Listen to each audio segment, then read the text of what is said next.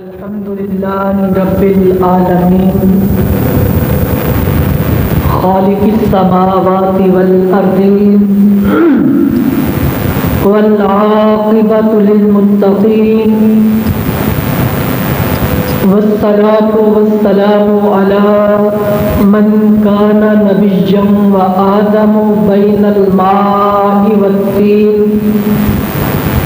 وعلى آلہ وأصحابہ وأزواجہ وذرياتہ وأہل بیتہ وعترتہ اجمعین اما بعد فأعوذ باللہ من الشیطان الرجیم بسم اللہ الرحمن الرحیم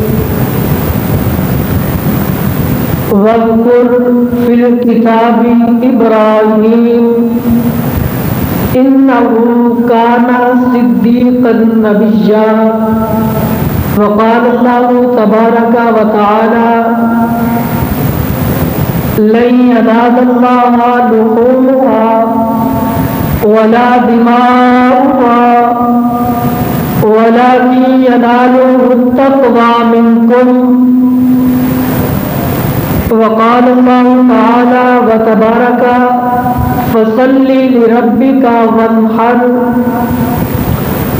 آمنت بالله وصدق الله مولانا العظيم وصدق رسوله النبي الكريم ونحن على ذلك لمن الشاهدين والشاكرين والحمد لله رب العالمين وقال الله تعالى وتبارك في شان حبيبه مخبرا وآمرا في الكلام المجيد والفرقان الحميد إن الله وملائكته يصلون على النبي يا أيها الذين آمنوا صلوا عليه وسلموا تسليما اللهم صل على سيدنا ومولانا محمد وعلى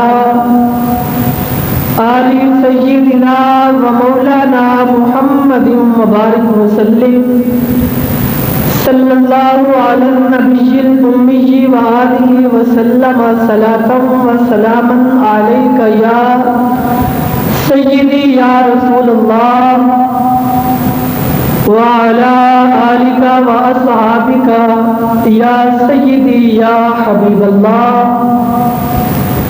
الله أكبر الله أكبر لا إله إلا الله والله أكبر الله أكبر ولله الحمد مولاي صل وسلم دائما أبدا على حبيبك خير الخلق كلهم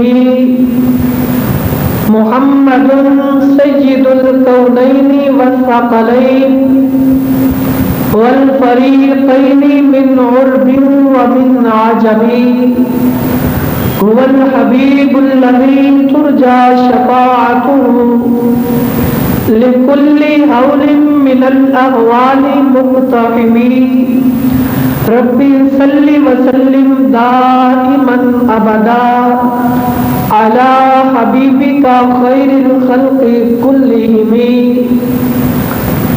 یا رب یہ تیرے سادہ دل بندے کدھر جائیں یا رب یہ تیرے سادہ دل بندے کدھر جائیں درویشی بھی عیاری ہے عیاشی بھی مکاری یا رب یہ تیرے سادہ دل بندے کدھر جائیں درویشی بھی عیاری ہے عیاشی بھی مکاری تہذیب حاضر نے مجھے بخشی ہے وہ آزادی تہذیب حاضر نے مجھے بخشی ہے وہ آزادی کہ ظاہر میں تو ہے آزادی باطن میں گرفتاری ظاہر میں تو ہے آزادی پر باطن میں گرفتاری، اللہ اکبر،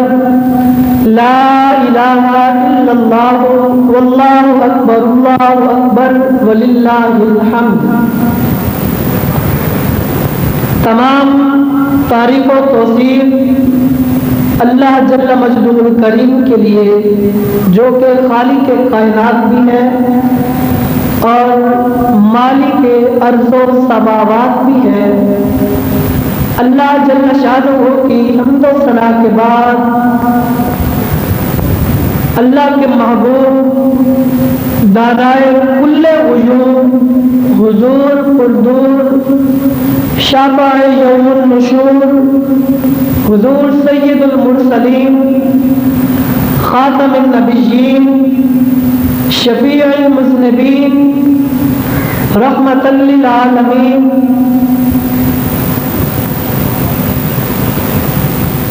نبی مکرم، نور مجسم، شفیع معظم، تاجدار مدینہ، راحت قلب و سینہ، احمد مجتبی، جناب محمد مصطفیٰ صلی اللہ علیہ وآلہ وسلم کے حضور ناز میں اپنی عقیدتوں کا، محبتوں کا، ارادتوں کا خراج پیش کرنے کے بعد انتہائی واجب الاحترام ذوی الاحتشام برادران اسلام، بندہ نچیز آپ حضرات سے مخاطب ہے۔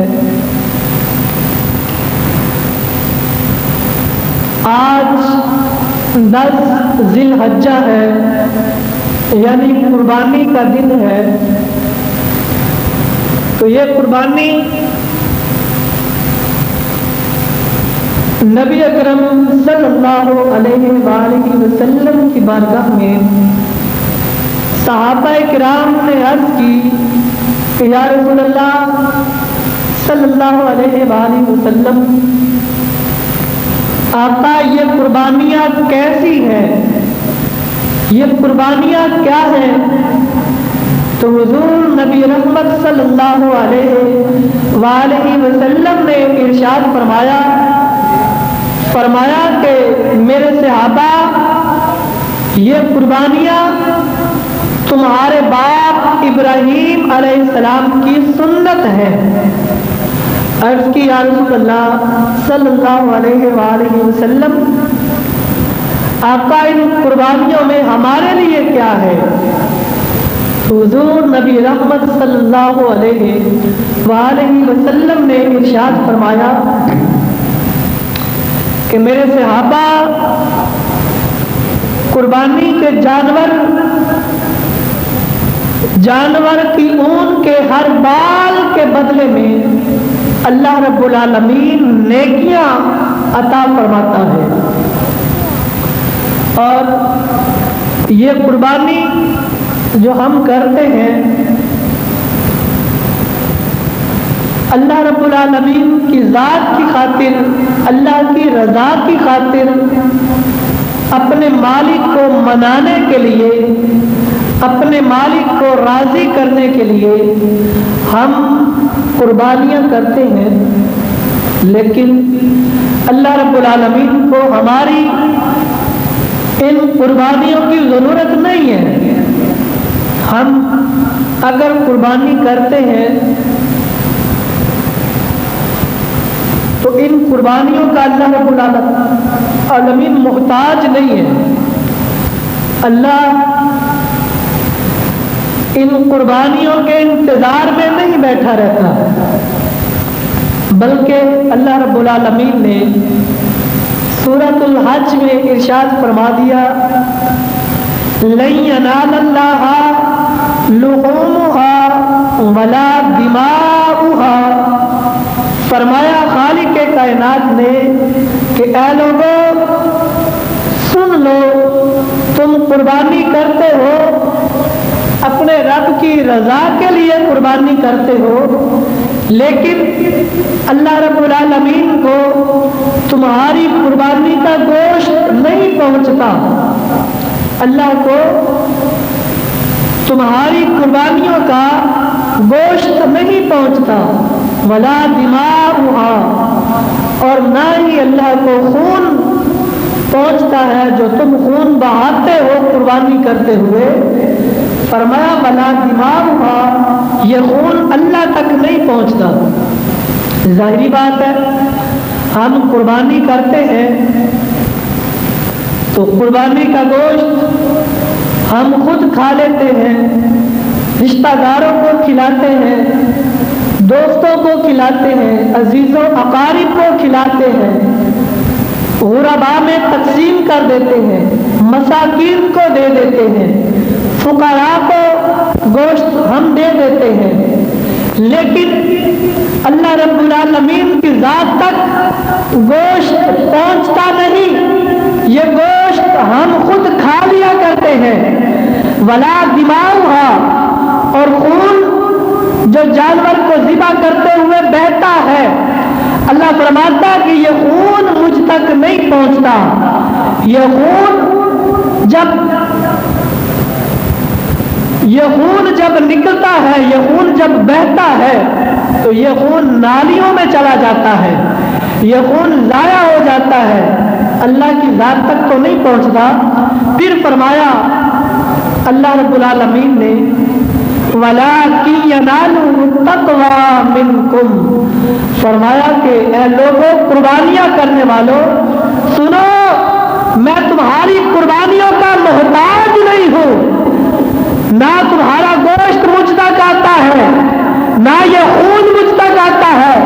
وَلَٰكِن يَنَالُهُ التَّقْوَىٰ مِنكُمْ، اللہ پاک نے فرمایا کہ جو تمہارے دلوں میں تقویٰ ہوتا ہے، جو تمہارے دلوں میں محبت ہوتی ہے، جو تمہارے دلوں میں اخلاص ہوتا ہے، اللہ رب العالمین نے فرمایا کہ یہ اخلاص مجھ تک پہنچتا ہے، تمہارا یہ تقویٰ میری ذات تک پہنچتا ہے، تمہاری یہ محبت میری ذات تک پہنچتی ہے۔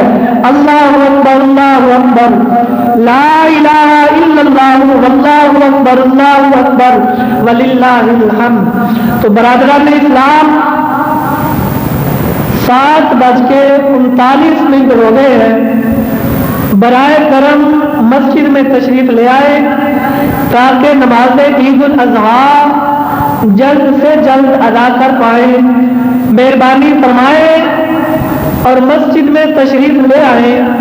وقت کی قدر کرنا، یہ ہمیں اسلام نے سبق دیا ہے۔ وقت کی قدر کرنا حضور نبی رحمت صلی اللہ علیہ وآلہ وسلم کی سنت مبارکہ ہے۔ اگر ہم حضور علیہ السلام کی سنت پہ عمل کریں گے، وقت کی بھی قدر ہو جائے گی اور حضور علیہ السلام کی سنت پہ عمل بھی ہو جائے گا، اور 100 شہداء کا ثواب بھی ہمارے حصے میں آ جائے گا۔ مہربانی فرمائیے اور مسجد میں تشریف لے آئیے۔ قربانی سیدنا ابراہیم علیہ السلام سے بڑی نسبت رکھتی ہے۔ اس قربانی کو سیدنا ابراہیم علیہ السلام سے بہت زیادہ نسبت ہے، اس لیے کہ سیدنا ابراہیم علیہ السلام نے اپنے بیٹے کی قربانی کی تھی، اپنے بیٹے کو ذبح کرنے کے لیے تیار ہو گئے تھے، اپنے بیٹے کو قربان کرنے کے لیے تیار ہو گئے تھے۔ کون؟ ابراہیم علیہ السلام۔ آج ہم جس دین پر ہیں، یہ دین ابراہیمی ہے، یہ ملت خلیل علیہ السلام ہے۔ ہم ابراہیم علیہ السلام کی اتباع میں اپنے دین پہ چل رہے ہیں، ہم ابراہیم علیہ السلام کی پیروی کر رہے ہیں جو اس دین پہ قائم ہے۔ کون؟ ابراہیم علیہ السلام۔ کہ اللہ رب العالمین نے فرمایا وَاذْكُرْ فِي الْكِتَابِ ابراہیم، اے لوگوں میری کتاب میں میرے ابراہیم علیہ السلام کو یاد کرو، میرے خلیل کا تذکرہ کرو، میرے ابراہیم علیہ السلام کا ذکر کرو۔ یا اللہ کیوں؟ فرمایا اِنَّهُ كَانَ صِدِّيقًا نَبِيًّا، اس لیے کہ میرا ابراہیم سچا بھی تھا اور نبی بھی تھا۔ میرا خلیل نبی بھی تھا اور صدیق بھی تھا. فرمایا کہ میرے خلیل کو یاد کرو. کون؟ سیدنا ابراہیم علیہ السلام.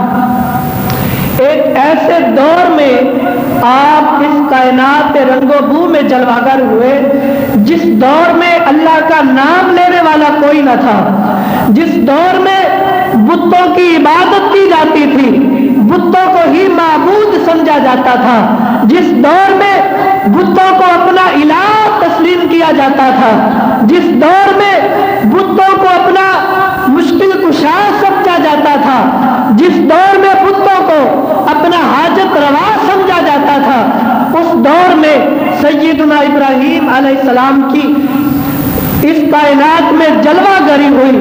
جب آپ کی جلوہ گری ہوئی، آپ نے ادھر دیکھا، ادھر دیکھا، دائیں دیکھا، بائیں دیکھا، ہر طرف بت پرست نظر آئے، یہاں تک کہ آپ کے گھر میں آپ کا چچا آزر، جسے قرآن نے عرفی باپ کہا ابراہیم علیہ السلام کا، وہ عرفی باپ یعنی آپ کا چچا آزر وہ بت پرست ہی نہ تھا بلکہ بت گر بھی تھا، بت فروش بھی تھا، بتوں کی عبادت بھی کرتا تھا، بت بنایا بھی کرتا تھا اور بت بیچا بھی کرتا تھا، بتوں کی تجارت کیا کرتا تھا.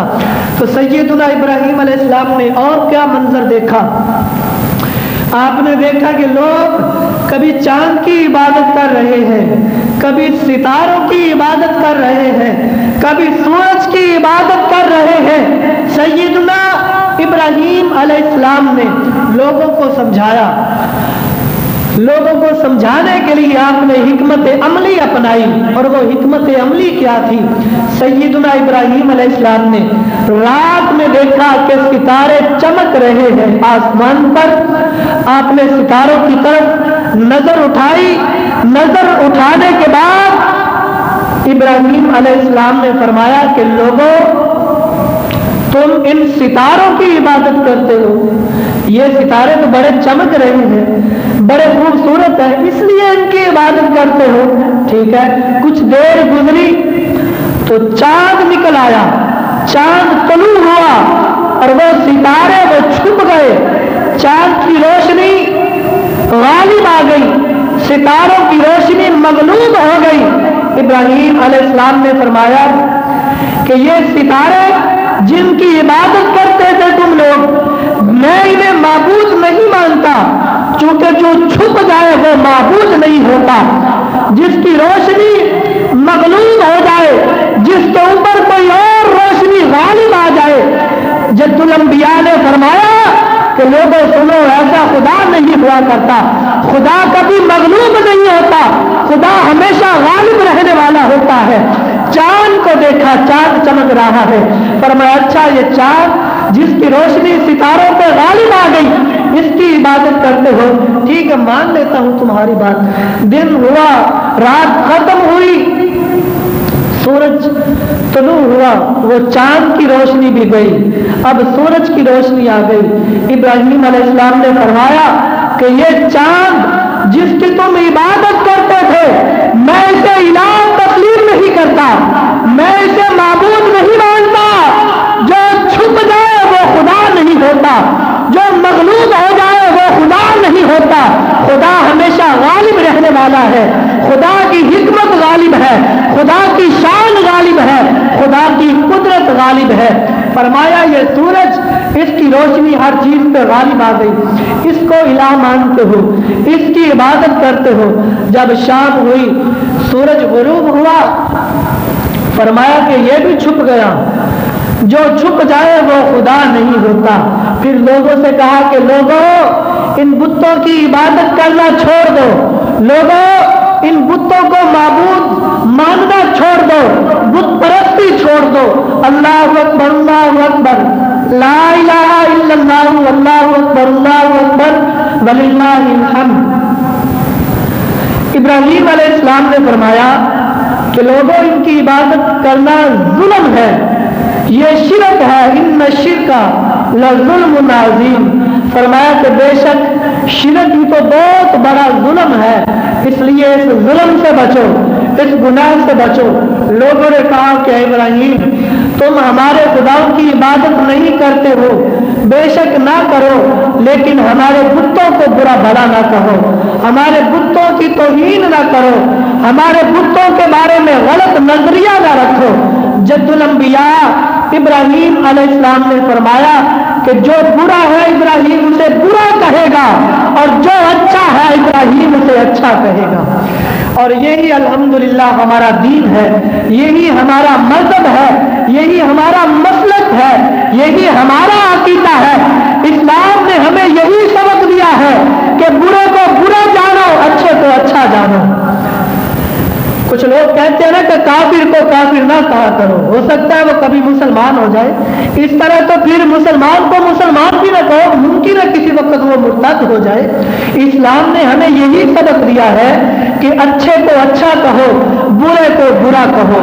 ابراہیم علیہ السلام نے فرمایا کہ یہ برے ہیں تو میں انہیں برا کہوں گا۔ اب ایک دن ایسا آیا کہ لوگ ایک میلے پہ جانے لگے، میلے پہ جانے لگے تو ابراہیم علیہ السلام سے کہنے لگے کہ اے ابراہیم، ہم لوگ میلے پہ جا رہے ہیں، آپ بھی ہمارے ساتھ میلے پہ چلیے۔ تو ابراہیم علیہ السلام نے فرمایا کہ اے لوگوں، میری طبیعت کچھ ٹھیک نہیں ہے، میں بیمار ہوں، اس لیے میں تمہارے ساتھ میلے پہ نہیں جا سکتا۔ بظاہر تو یہ ابراہیم علیہ السلام نے جھوٹ بولا کہ میری طبیعت خراب ہے، لیکن یہ در حقیقت جھوٹ نہیں تھا۔ حضرت ابراہیم علیہ السلام جسمانی طور پہ بالکل ٹھیک تھے، تندرست تھے، کوئی بیماری نہ تھی۔ امام فخر الدین رازی رحمۃ اللہ تعالی علیہ آپ نے تفسیر کبیر میں اس کی بہت ساری وجوہات لکھی ہیں کہ ابراہیم علیہ السلام نے کیوں کہا کہ میں بیمار ہوں۔ ان میں سے ایک وجہ یہ بھی لکھی ہے، آپ نے فرمایا کہ میں روحانی طور پہ، آپ کی بیماری، فرمایا کہ روحانی طور پہ میں بیمار ہوں۔ آپ کی بیماری کا یہ مقصد تھا کہ میں روحانی طور پہ بیمار ہوں، چونکہ اتنا عرصہ گزر گیا، میں دین کی تبلیغ کر رہا ہوں، میں دین کی تبلیغ کر رہا ہوں اور ابھی تک آپ لوگ دین پہ آ نہیں رہے، اس لیے فرمایا کہ میں روحانی طور پہ کچھ بیمار ہوں، لہذا میں میلے پہ آپ کے ساتھ نہیں جا سکتا۔ لوگ میلے پہ چلے گئے، ابھی جا رہے تھے تو ابراہیم علیہ السلام نے فرمایا کہ لوگوں سنو، میں تمہارے بتوں کے ساتھ ضرور برا کروں گا، تمہارے بتوں کو میں ضرور توڑ دوں گا، تمہارے بتوں کو میں تباہ کر دوں گا۔ اب وہ قوم جو میلے پہ جا رہی تھی، اس قوم میں سے چند نوجوانوں نے یہ الفاظ سن لیے کہ ابراہیم علیہ السلام فرما رہے ہیں میں تمہارے بتوں کے ساتھ ضرور برا کروں گا، لیکن ان جن نوجوانوں نے سنا وہ نوجوان خاموشی کے ساتھ میلے پہ چلے گئے۔ اب حضرت ابراہیم علیہ السلام نے دیکھا کہ سب لوگ میلے پہ ہیں، آپ بت خانے گئے۔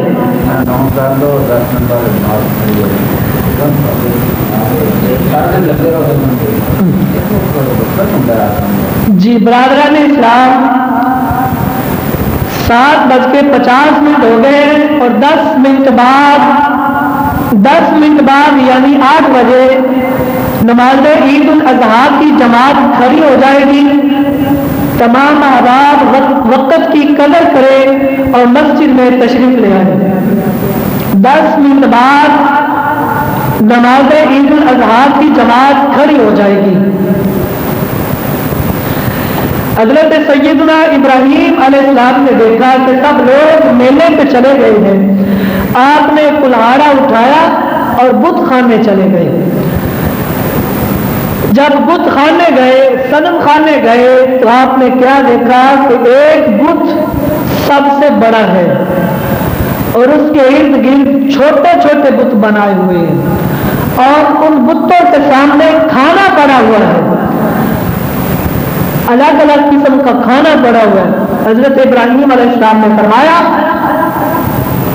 فراغا الی آلہتہم فقال الا تاکلون، سورہ صافات میں ہے ابراہیم علیہ السلام نے فرمایا کہ تم اپنے آپ کو معبود سمجھے بیٹھے ہو، فقال لا تاکلون، اچھا پھر کھاؤ تو صحیح، یہ کھانا جو تمہارے سامنے پڑا ہے اسے ذرا کھاؤ تو صحیح، ما لکم لا تنطقون۔ لیکن ابراہیم علیہ السلام کے اس سوال کا جواب بت نہ دے سکے۔ فراغ علیہم ضربا بالیمین، حضرت ابراہیم علیہ السلام نے دیکھا کہ نہ تو یہ میری بات کا جواب دیتے ہیں اور نہ ہی یہ بت کھانا کھانے کے لیے تیار ہے۔ فراغ علیہم ضربا بالیمین، حضرت ابراہیم علیہ السلام نے کلہاڑا ہاتھ میں لیا اور ان بتوں کو دائیں طرف سے مارنا شروع کر دیا، کسی کی ناک کاٹ دی، کسی کا کان کاٹ دیا، کسی کا ہاتھ اور کسی کی ٹانگ کاٹ دی، کسی کی گردن اتار دی۔ ابراہیم علیہ السلام نے دائیں طرف سے شروع کیا، جتنے بت تھے سب کو توڑ دیا، اور جو سب سے بڑا بت تھا حضرت ابراہیم علیہ السلام نے اس بت کے کندھے کے اوپر کلہاڑی رکھ دی اور چلے گئے۔ اب قوم والے واپس آئے، قوم والوں نے دیکھا کہ بتوں کی تو توڑ پھوڑ ہوئی پڑی ہے، کہ یہ کس نے کر دیا ایسا کام، ہمارے خداؤں کو کس نے ذلیل کر دیا، ہمارے خداؤں کو کس نے تباہ کر دیا۔ کوئی بندہ ایسا نہیں مل رہا۔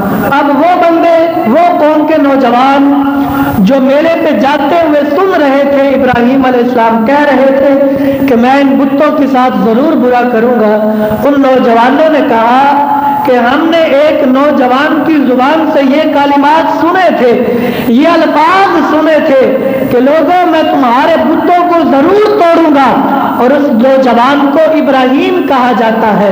ان نوجوانوں نے کہا کہ یہ کام ابراہیم نے کیا ہے، ابراہیم علیہ السلام کے علاوہ کسی نے بھی نہیں کیا۔